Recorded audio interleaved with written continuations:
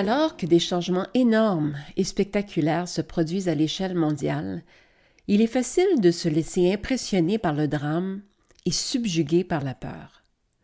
Que va-t-il arriver ensuite? Quel est le prochain événement prophétique à survenir? Ce sont des questions qui révèlent une profonde inquiétude et un manque de compréhension. En tant que croyant, il est important de demeurer calme, serein et confiant afin d'être la lumière du monde pour ceux qui nous entourent. Vous êtes la lumière du monde. On la met sur le chandelier et elle éclaire tous ceux qui sont dans la maison. Cette vidéo a pour but d'aider les croyants à percevoir les forces invisibles en jeu dans les événements qui se produisent au quotidien. Que ce soit dans les tempêtes qui surviennent avec une intensité croissante, dans les écrasements d'avions qui se multiplient à une fréquence inquiétante, dans les tensions idéologiques, politiques et spirituelles qui génèrent des conflits, ou même dans l'avancement technologique qui devient de plus en plus sinistre. Tous ces événements ont une chose en commun. Ils sont le produit d'une bataille intense entre des forces spirituelles opposées. Ce point de vue remet l'Écriture et le surnaturel au centre de notre esprit.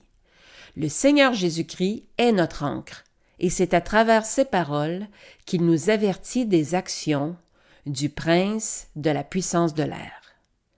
Mais portons-nous réellement attention à ce qui est dit?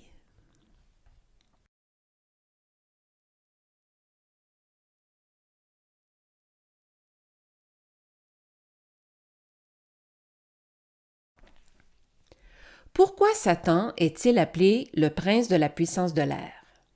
Avez-vous déjà pensé à cela? La Bible n'utilise pas les mots à la légère. La désignation de Satan en tant que prince concernant la puissance de l'air n'a pas été faite arbitrairement. Ce titre indique que Satan a reçu une forme d'autorité exclusive sur l'air que les anges, les hommes et les animaux n'ont pas. Le diable détient en parallèle plusieurs titres de prince qui révèlent collectivement l'étendue de son pouvoir. En tant que prince des démons, Satan a le commandement et l'autorité sur l'ensemble du royaume démoniaque. En tant que prince de ce monde, Satan a le commandement et l'autorité sur le monde entier. Et en tant que prince de la puissance de l'air, Satan a le commandement et l'autorité sur les cieux immédiats qui entourent la terre. La plupart des gens aujourd'hui, y compris les croyants, ignorent complètement ce pouvoir. Bien qu'il n'influence certainement pas l'air à chaque seconde, l'ignorer dans la mesure où la plupart le font aujourd'hui, c'est nier une grande partie de la réalité. En fait, l'habileté de Satan à manipuler et à contrôler le mouvement de l'air est l'une des raisons les plus remarquables pour lesquelles il a reçu ce titre. Il est inutile de débattre à ce sujet ou d'en douter, parce que les Écritures nous en donnent un exemple flagrant. L'Éternel dit à Satan, « Voici tout ce qui appartient à Job.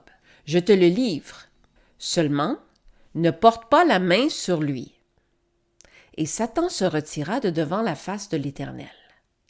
Il arriva auprès de Job un messager qui dit, « Le feu de Dieu est tombé du ciel, a embrasé les brebis et les serviteurs. » Il parlait encore lorsqu'un autre vint et dit, « Tes fils et tes filles mangeaient et buvaient du vin dans la maison de leur frère aîné, et voici un grand vent est venu de l'autre côté du désert et a frappé contre les 4 coins de la maison. Elle s'est écroulée sur les jeunes gens, et ils sont morts, et je me suis échappé moi seul pour t'en apporter la nouvelle. » Dans le livre de Job, nous voyons le Seigneur ôter la haie de protection autour de ce serviteur fidèle. En conséquence, Job est exposé aux forces brutes de Satan. Notez que le verset cité identifie explicitement la puissance et la main de Satan comme étant responsable de 1. Un feu meurtrier du ciel et 2. Des vents mortels assez forts pour décimer une maison. Ces deux actions en disent long sur le potentiel réel du diable à influencer l'atmosphère terrestre. Ainsi, lorsque Dieu a abandonné Job aux mains du prince de la puissance de l'air, nous voyons Satan retourner ses mêmes forces contre Job. En regardant de près ces événements, on découvre des choses encore plus profondes. Quand les survivants de ces calamités ont couru pour informer Job, pas un seul serviteur ne mentionne le diable. Pas un seul. Avez-vous remarqué? Les serviteurs de Job n'en parlent pas parce qu'ils n'avaient aucune idée que Satan était responsable de ces actes. En apparence, ces désastres étaient des événements distincts et sans rapport. En d'autres termes, sans la révélation des Écritures, il n'y aurait aucun moyen de savoir que ces désastres étaient le fait de la main de Satan. Et si Dieu ne nous avait pas révélé ces choses, nous serions tout aussi aveugles que les serviteurs de Job. Il faut donc retenir ici que les Écritures nous avertissent des pouvoirs de Satan. Nous pouvons observer certains aspects de ce pouvoir, mais ce que nos yeux voient réellement pourrait ne pas révéler complètement ce qui se passe. À notre époque moderne, nous concluons facilement que toutes ces choses sont des coïncidences ou des accidents de la nature. C'est une leçon extrêmement importante pour le croyant de la Bible, parce que si vous ne la retenez pas, vous allez vous faire mettre un voile devant les yeux encore et encore et encore. Le rapport que les serviteurs de Job ont donné à Job nous enseigne que beaucoup d'événements surnaturels peuvent apparaître extérieurement comme des événements naturels. Le surnaturel peut se cacher derrière l'apparence du naturel. Une chose peut sembler naturelle ou survenir par elle-même, comme des voleurs qui volent des biens, ou des meurtriers qui assassinent des gens, ou encore des boules de feu qui tombent du ciel, ou des vents qui soufflent une maison. Mais en réalité, cela peut tout aussi bien être la main de Satan. Les événements de Job n'avaient pas de marqueur surnaturel extérieur, mais ils étaient surnaturels. Ils étaient l'œuvre de principautés, de puissances et de chefs des ténèbres dans ce monde. Les gens ont l'idée fausse qu'un événement surnaturel doit toujours apparaître contraire à la nature. Mais ce n'est pas ce que la Bible révèle. Bien que les événements surnaturels paraissent très souvent contraires à la nature, ils ne se manifestent pas toujours de cette façon. Les malheurs de Job en sont un excellent exemple. Mais il y en a beaucoup d'autres. En voici un autre. Lorsque Jésus et ses apôtres ont traversé le lac Tibériade en bateau et qu'ils ont été pris dans une effroyable tempête qui a failli faire sombrer l'embarcation, Jésus a commandé au vent et à la tempête et elle s'est calmée. Il ne s'agissait pas d'une tempête naturelle. Il s'agissait d'une attaque de Satan sur la mission du Christ et de ses apôtres. Il existe donc deux formes de phénomènes surnaturels. Certains sont visibles, d'autres sont voilés.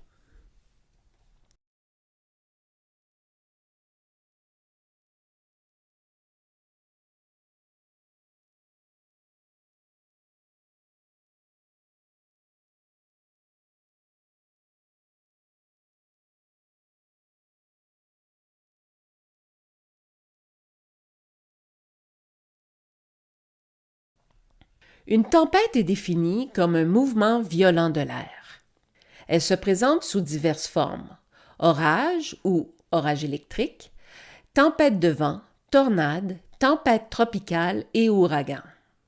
Il y a aussi des tempêtes de grêle, de glace et de neige. Selon le National Oceanic and Atmospheric Administration, On estime qu'il se produit environ 1666 tempêtes toutes les heures, soit une tempête qui se forme toutes les 2 secondes. Appeler la Terre une planète de tempête ne serait pas un euphémisme. L'un des types de tempêtes les plus volatiles et les plus dangereux est une tornade. Parfois appelée twister, la Bible l'appelle un tourbillon. Lorsqu'une tornade se forme et touche terre, une série de phénomènes se produisent, y compris des changements de pression atmosphérique, d'humidité, des décharges électromagnétiques, des turbulences atmosphériques et des variations de la vitesse de rotation du vent. Les tornades transportent les vents les plus forts connus, atteignant des vitesses variant entre 100 et 500 km/h. Tout au long de l'histoire, des témoins ont rapporté que ces tourbillons apportent souvent avec eux un sentiment inquiétant d'une présence maléfique. Au lieu qu'une tempête soit simplement une tempête violente, beaucoup rapportent que l'incident ressemble davantage à une rencontre inquiétante avec un être vivant. Peter J. Twinson, professeur d'études religieuses à l'Université d'Indianapolis, rapporte que les victimes de tornades font souvent mention d'avoir ressenti comme des apparitions d'un autre monde. Les tornades se profilent avec une présence réaliste, provoquant souvent le sentiment que les témoins sont poursuivis par un esprit malveillant. Malgré l'efficacité des radars et des systèmes d'alerte considérablement améliorés, le fait qu'une tornade anéantit une maison, mais laisse une voisine intacte, défie les prédictions. Les progrès scientifiques récents n'ont fait qu'accroître le sentiment que les explications naturelles ne peuvent pas saisir toute la complexité d'une tornade. Twinson ajoute que les tornades prouvent l'existence de mystères au-delà de ce qui est scientifiquement découvrable et mesurable. L'idée d'attribuer une conscience ou une intelligence à des tempêtes violentes est certainement dérangeante. Mais pourquoi de si nombreuses victimes rapportent-elles cela? S'agit-il simplement d'une superstition primitive qui peut être expliquée psychologiquement? Ou y a-t-il quelque chose d'inconnu qui se passe? L'existence d'un esprit guidant et pensant derrière la météo naturelle ne dépasse pas les limites de la réalité. Selon la Bible, certaines tempêtes s'expliquent exactement comme cela. Ça signifie que tous ces phénomènes atmosphériques ne sont pas de simples cycles climatiques. Les Écritures montrent que les phénomènes aériens peuvent être le résultat de causes diverses. Certains phénomènes aériens résultent des ordonnances et des lois que le Seigneur a mises en place pour les réguler. L'homme moderne appelle ça la nature.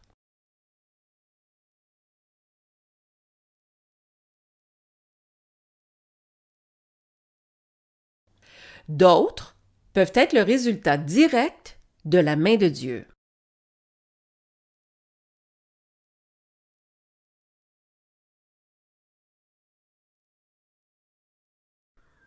D'autres encore peuvent être le résultat d'une interaction angélique.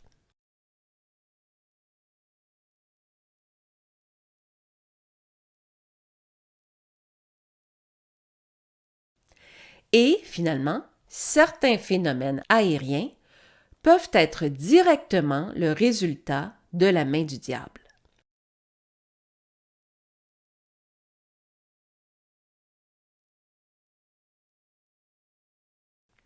Il n'est pas possible la plupart du temps de distinguer lesquels d'entre eux affectent réellement l'air à un moment donné. Nous savons seulement que la parole de Dieu fait des distinctions.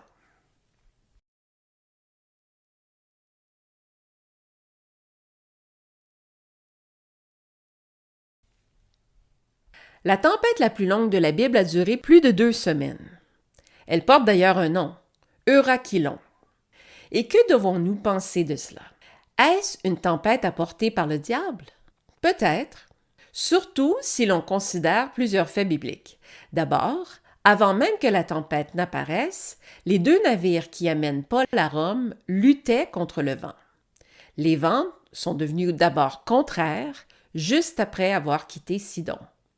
Plus tard, d'autres difficultés en navigation sont rencontrées près de Cnide. Une fois que Paul atteint les beaux ports de la Crète, il avertit ses ravisseurs: « Ô homme, je vois que la navigation ne se fera pas sans péril et sans beaucoup de dommages, non seulement pour la cargaison et pour le navire, mais encore pour les personnes. » Je crois que ce qui a amené Paul à percevoir le voyage comme périlleux et à faire face à la tempête monstrueuse est probablement qu'il reconnaissait l'œuvre du prince de la puissance de l'air. L'apaisement de cette tempête arrive finalement une fois que Paul atteint l'île de Malte. Si le diable était responsable d'Euraquilon, quel était son but vis-à-vis de Paul? La présence de Paul à Rome faisait partie de la mission qu'il avait reçue de Dieu. Le Seigneur l'amenait à Rome pour répandre l'Évangile aux païens. Ainsi, qui bénéficierait le plus d'empêcher Paul d'atteindre Rome?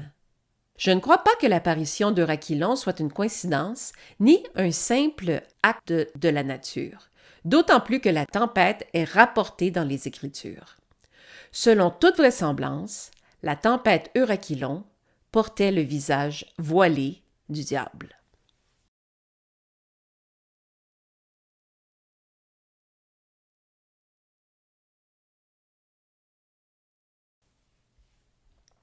Un autre aspect pertinent lié à Satan et à l'air est la maladie et les pestes. Encore une fois, cela ne veut pas dire que le diable est responsable de chaque cas de ce genre de choses. Mais il est certainement plus impliqué que la science moderne ne lui en accorde le crédit. La maîtrise des phénomènes atmosphériques donne au diable l'autorité de contrôler des maladies aériennes telles que le rhume, la grippe, la varicelle, la rougeole, les oreillons, la tuberculose, la diphtérie, l'anthrax, le SRAS et toute une série de maladies aériennes dont nous ne savons rien. Il est intéressant de noter que le mot influenza, une infection virale hautement contagieuse inhalée dans l'air, provient du mot influence.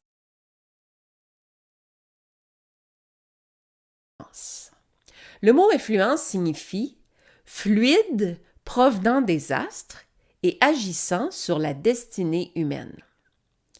L'influence dénote un pouvoir dont les opérations sont invisibles. Les peuples anciens désignaient souvent les étoiles comme étant des agents d'influence, ce qui se manifestait parfois par des croyances astrologiques.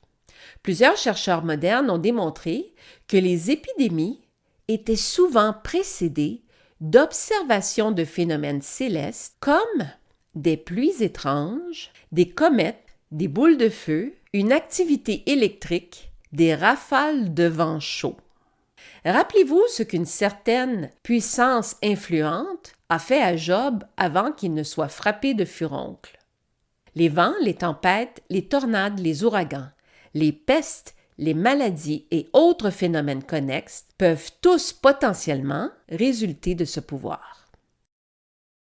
Ce que j'aimerais mettre en évidence par l'information présentée jusqu'à ce point, c'est que, en tant que chrétien, notre familiarisation et notre adoption de la réalité biblique devrait entraîner un changement dans notre manière d'interpréter le monde. Pour plusieurs chrétiens, la vision biblique reste une réalité qu'on accepte partiellement, jusqu'au moment où elle confronte ce que le monde, par notre éducation ou la science, nous a appris. Mais la Bible nous dit que nous vivons dans un monde parallèle, celui de la réalité terrestre, dans lequel il existe une réalité plus vaste et, selon la Bible, plus réelle encore. C'est pourquoi je trouve judicieux de prendre le temps de comprendre cette réalité et de s'attarder à la percevoir autour de nous, afin qu'elle devienne plus visible et réelle dans notre vie. Je tiens à souligner qu'il ne s'agit pas de retourner aux superstitions du passé. Bien au contraire, il s'agit plutôt de tirer avantage du savoir de notre époque pour approfondir notre compréhension. Si on fait un bref résumé des éléments qui ont été soulignés jusqu'à présent, les tempêtes sont parfois des manifestations de jugement. Parfois Dieu l'envoie lui-même, parfois c'est le diable. Les maladies, et plus particulièrement les épidémies, surviennent aussi avec un but spirituel de jugement ou parfois pour l'accomplissement du plan de Dieu. Par exemple, éveiller une population qui s'était éloignée de la foi. Ça vous sonne des cloches? Une fois que nous admettons cette réalité, alors la prochaine étape est de porter attention aux relations de cause à effet possibles. Par exemple, dans le cas d'un voleur ou d'un meurtrier qui a ciblé une ou des personnes en particulier, serait-il possible que ce soit parce que cette personne a fait un acte de rébellion, un péché, envers quelqu'un et a ainsi ouvert une porte à Satan pour l'attaquer? Est-ce que le péché non reconnu, non repenti face à Dieu peut temporairement retirer la haie de protection de Dieu et ouvrir la porte à l'ennemi? Si on observe nos pensées et nos actes, tel que Paul nous le dit, ramener toute pensée captive à l'obéissance de Dieu, alors on peut mieux voir ses puissances à l'œuvre. Et alors, la réalité de Dieu s'accentue. Un autre aspect est celui du jugement sur une nation. Se pourrait-il que l'augmentation des phénomènes météo extrêmes soit la même chose, que la rébellion d'une nation entraîne le retrait de la protection de Dieu et ouvre la porte à l'action du prince du pouvoir de l'air? Nous allons approfondir le sujet afin de voir comment l'autorité du diable sur l'air, en conjonction avec son aptitude à contrôler, manipuler et tromper l'homme, peuvent avoir un effet direct sur la connaissance technologique de l'homme.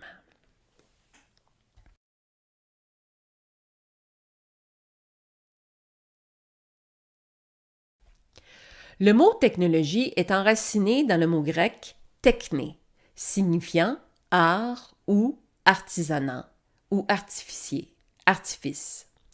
L'un des premiers exemples de technologie dans la Bible provient du mot artificier, trouvé dans l'un des premiers chapitres de la Genèse. L'artificier est un artisan, un mécanicien ou un fabricant dont le métier nécessite des compétences ou des connaissances d'un type particulier. Plus précisément, les artisans trouvés dans la Genèse mettent en évidence les technologies résultant du travail des métaux. Ce qui est intéressant, c'est qu'ils sautent complètement l'utilisation du bois et de la pierre par l'homme, ce qui signifie que l'homme primitif avait dès le départ une connaissance générale de la métallurgie et du châtiment. Il n'y a pas d'homme de caverne ou de singe sous-humain qui expérimente quoi que ce soit. En fait, avant même que la Bible ne mentionne ces métallurgistes, elle démontre que l'homme primitif avait une connaissance immédiate du jardinage, de l'agriculture, de l'élevage et de la construction urbaine, ce qui incluait nécessairement la connaissance du design, des mathématiques et de l'architecture. Au moment de la naissance de Noé, l'humanité avait accumulé plusieurs centaines d'années de connaissances et de technologies. Mais la 500e année de la vie de Noé apporta avec elle un moment spécial dans le temps. La première mention biblique d'une super technologie. L'arche de Noé est l'une des premières formes de super technologie. Une chose importante à mentionner à propos de cet exploit humain est que les preuves archéologiques suggèrent que plutôt que de se développer lentement et douloureusement tel qu'attendu dans les sociétés humaines, l'ancienne civilisation a émergé d'un seul coup et pleinement formée. En effet, la période de transformation de la société primitive à la société avancée semble avoir été si courte qu'elle n'a aucun sens historique. Des compétences technologiques qui auraient dû mettre des centaines d'années à évoluer ont été mises en service presque du jour au lendemain. Ces observations donnent un indice sur l'origine de la connaissance. On peut supposer qu'elle est descendue du ciel dans l'homme.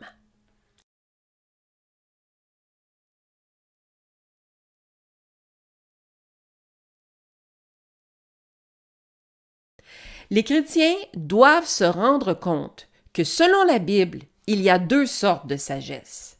Une forme de sagesse que Dieu nous enseigne à obtenir.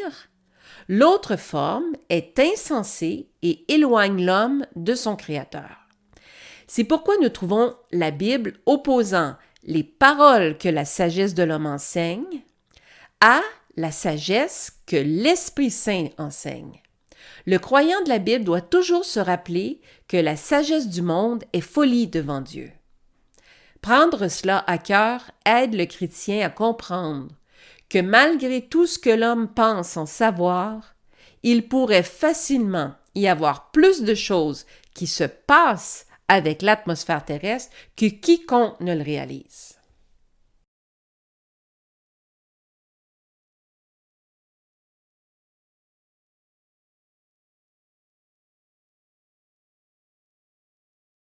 Une autre chose importante que nous pouvons apprendre de l'Arche de Noé est le timing de la technologie. C'est une chose extrêmement importante que le chrétien doit reconnaître. La connaissance et le désir de Noé de construire cette chose sont venus soudainement et de nulle part. Ce que cela illustre, c'est que certains types de connaissances ne peuvent être acquis par l'homme qu'à certains moments. En d'autres termes, ce n'est pas un hasard si un homme ayant les connaissances nécessaires pour construire une arche est apparu à cette période précise de l'histoire. Ici, comme l'arche, la connaissance apparaissait à des moments précis de l'histoire pour des raisons précises. C'est ce que suggèrent Noé et ses fils, qui acquièrent la connaissance nécessaire pour construire l'arche. Les historiens laïcs sont inconscients de l'idée que l'apparition de la connaissance à certaines périodes puisse se faire pour une raison. Les hommes modernes n'en savent rien. Pour eux, comme la création du monde lui-même, tout est une coïncidence ou un accident. Mais s'il y a un Dieu dans le ciel et un diable en liberté, alors il y a beaucoup plus dans l'histoire, la connaissance et la technologie que la plupart des gens ne le pensent. La haute technologie créée par l'homme crée l'illusion que l'homme échappe à Dieu ou n'a plus besoin de lui ou que Dieu n'existe pas. Mais ce n'est en aucun cas la vérité. Il y a dans le cœur de l'homme beaucoup de projets, mais c'est le dessein de l'Éternel qui s'accomplit. Croyez-le ou non, avec l'avènement des révolutions industrielles, une période appelée le siècle des Lumières, qui en soi révèle beaucoup, l'explosion soudaine de nombreuses idées technologiques dans le monde présente un grand mystère pour les historiens. Ils n'ont aucune idée de comment ni pourquoi c'est arrivé. D'où viennent subitement toutes ces idées? La croyance générale est que les nouvelles inventions sont le produit d'un seul créateur. C'est souvent le cas, mais au cours des 200 dernières années, de nombreux appareils ont vu le jour plus d'une fois grâce à de multiples inventeurs sans lien apparent. Le phénomène d'invention simultanée, où deux personnes inventent ou découvrent la même chose dans deux endroits différents sans aucun contact, a hanté la communauté scientifique pendant des centaines d'années. Il ne s'agit pas seulement de savoir qui obtient le crédit. Mais que se passe-t-il pour qu'une seule idée ou une idée très similaire se répande dans l'esprit de plusieurs personnes à la fois, à la même époque et en même temps? Voici quelques exemples d'inventions simultanées. Le télégraphe a été inventé par Charles Wheatstone et Samuel Morse en 1837.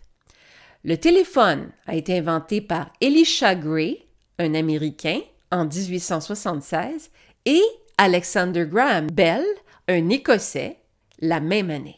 Les deux hommes ont déposé un brevet sur le téléphone le même jour, sur deux continents différents. La radio a été inventée par Nikola Tesla aux États-Unis en 1893, par Alexander Popov en Russie en 1895 et par Guglielmo Marconi, un Italien, en 1896. La science moderne affirme que le saint graal des prédictions de l'avenir est de comprendre comment les nouvelles idées entrent dans l'esprit des hommes. La Bible révèle la réponse. Mais pensez-vous que l'homme moderne est prêt à faire face à ces choses? Satan est actif dans l'histoire, en particulier en ces temps de la fin. Les esprits impurs peuvent certainement transmettre des connaissances techniques et ils peuvent certainement causer la folie. Beaucoup de génies créatifs les plus célèbres de l'histoire étaient malades mentaux. Le fait qu'il y ait un lien entre le génie et la folie aide à le démontrer et crée un potentiel que l'intelligence de beaucoup, à la fois aujourd'hui et dans un passé récent, puisse être le résultat de démons intérieurs. Si vous avez un doute par rapport à cela, essayez de répondre à la question suivante. Pourquoi des scientifiques qui sont terrifiés par les dangers pour l'humanité de l'intelligence artificielle continuent-ils néanmoins avec une passion frénétique à la créer?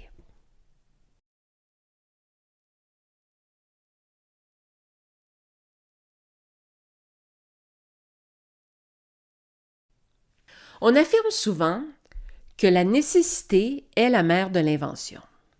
Mais cette affirmation n'est pas reflétée dans la réalité. Une grande partie de l'innovation d'aujourd'hui vient sans aucune sorte de demande ou de besoin. Par exemple, les besoins et la demande du public n'étaient pas la force motrice derrière le télégraphe, le téléphone, l'ampoule électrique, les avions, les ordinateurs personnels, les téléphones portables.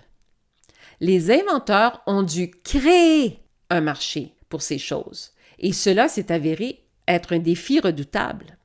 Un téléphone dans la maison semblait frivole et potentiellement invasif. Aujourd'hui, beaucoup de gens ont pris conscience à quel point la technologie envahit nos vies. On nous espionne et elle contrôle nos vies. Mais n'allons pas trop vite.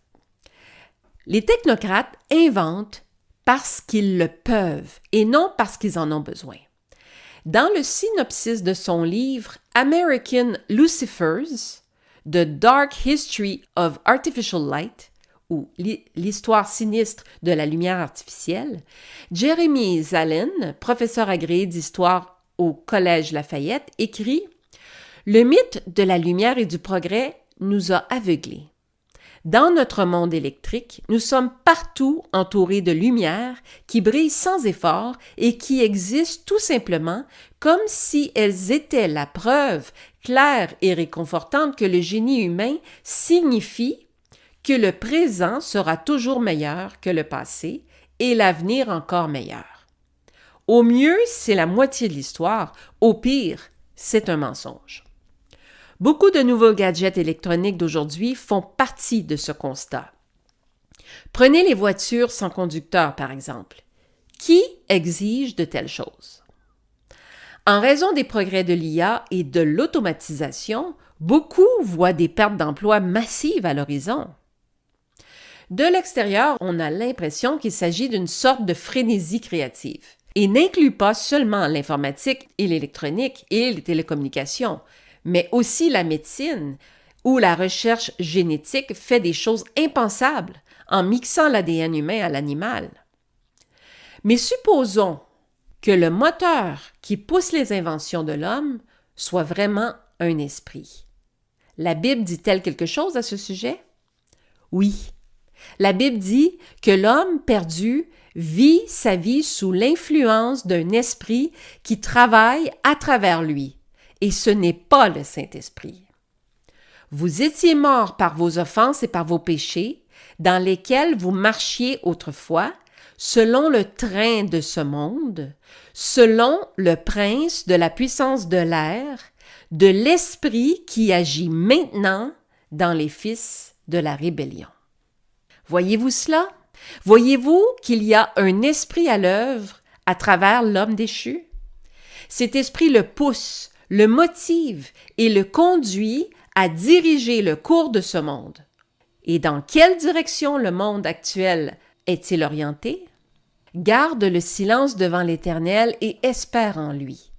Ne t'irrite pas contre celui qui réussit dans ses voies, contre l'homme qui vient à bout de ses mauvais desseins. Le Seigneur se rit du méchant, car il voit que son jour arrive. Tout cela ressemble à une œuvre de fiction pour la plupart.